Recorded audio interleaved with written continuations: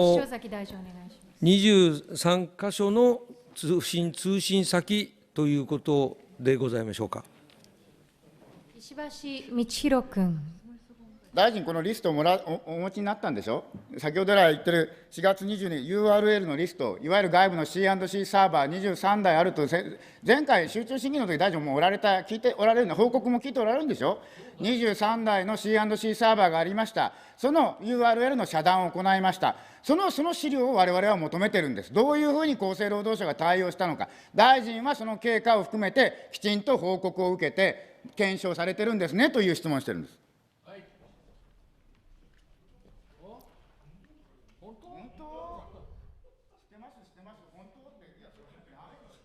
速記を止めてください。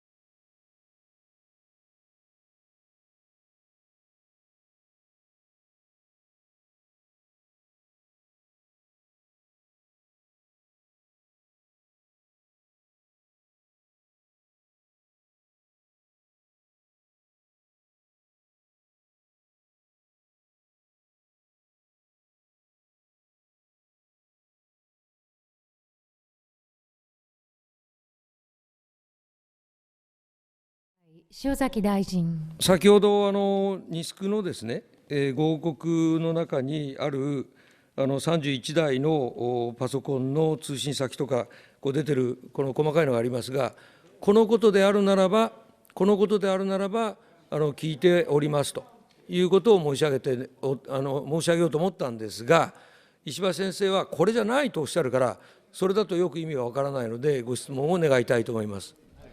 石橋通宏君。最初から意味がわからないと、私は報告を受けたかどうかもわからないし、何をおっしゃってるかよくわかりませんというふうに言っていただければいいんです。いや、僕、西区のその資料なんか全然指してませんよ、今、僕言ったこともわからないわけでしょ。大臣お分かりにならないわけです。つまり、ちゃんと報告も受けてないし、今回の検証にあたって、その中身も分からずに、この全容解はほぼできたと思います。とんでもない話で、大臣。結局これ関係ないんです。4月22日の話も含めてですから関係ないんです。これじゃあ、厚生労働省として誰が把握をしてるんですか、すべてを。この4月22日以降の外部23の C&C サーバー、これについて、どの経緯でどういうタイミングで、どのように遮断があって、それが、厚生労働省統合ネットワーク、さらには日本年金機構、それぞれにおいて、ウェブだけではなくて、メールも含めて、すべて具体的にどのように遮断が行われたのか、どういうタイミングで、それを誰が把握をされてるんですか。安藤情報政策精査評価審議官。お答えいたします。先生がおっしゃられているすべてというのがどこまで指すのか分かりませんけれども、この23台の不審通信にかかるシアンスチザーバーの URL、これをですね、どうやって突き止め、またどうやってそれを遮断し、またその時間がどうで、またその制度がどうであったかということを明らかにすることは、私ども、厚生労働省、それから私どもにサポートしていただいておりますニスク、それから年金機構のまさしくセキュリティ上の検知能力、対処能力を明らかにするということになりますので、それにつきましては、お答えを差し控えさせていただきたいと存じます。石橋通宏君。ちゃんと質問に答えてください。そんなこと聞いてないですよ。厚生労働省の中で誰がそれを全容把握をしてるんですかと、すべて、ね、4月22日から含めて、そのことを聞いてるんです。今、ここでつまびらかに全部出せって言ってないでしょ、一言もそんなことは。安藤審議官。お答え申し上げます。一応、私どもの方では23箇所について、いつブロックしたかということについては承知をしておりますし、もちろん、これに関する情報等につきましては、検証委員会にも提供させていただいているものと理解しております。その上で、報告がなされたものと考えてございます。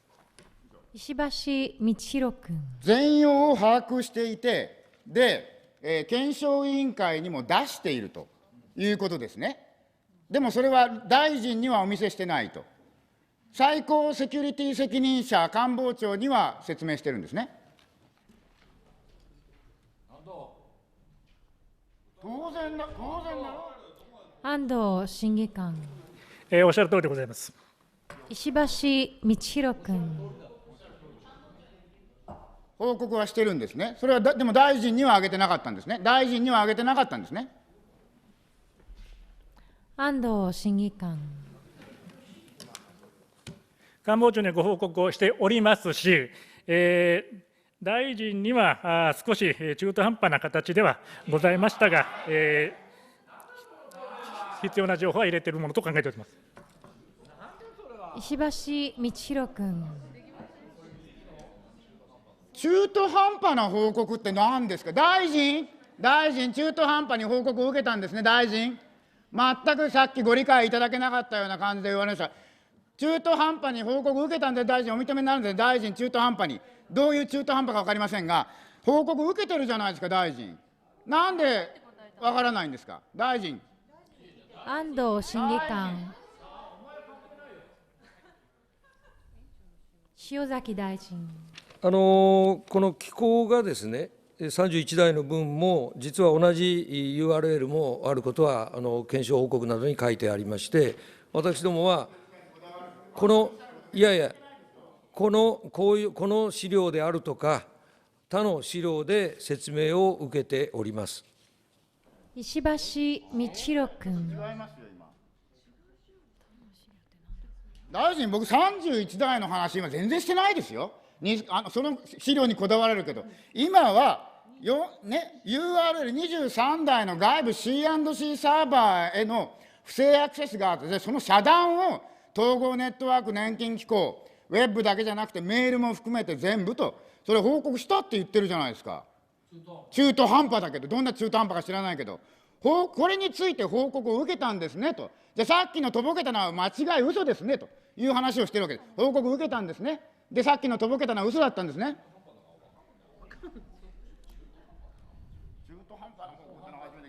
塩崎大臣。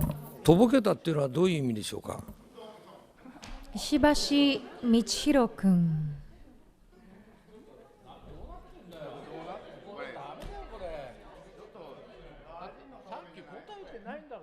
速記を止めてください。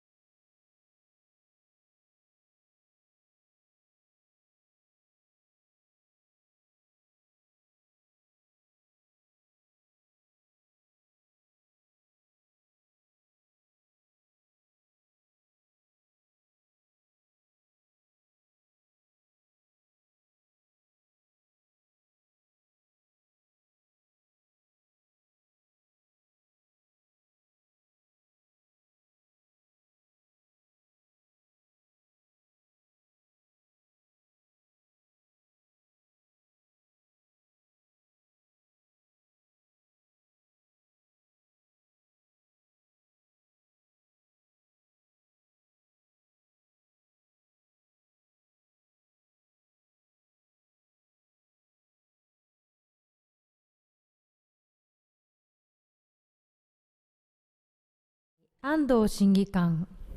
申し訳ございません。お答え申し上げます。大臣にはご説明申し上げております。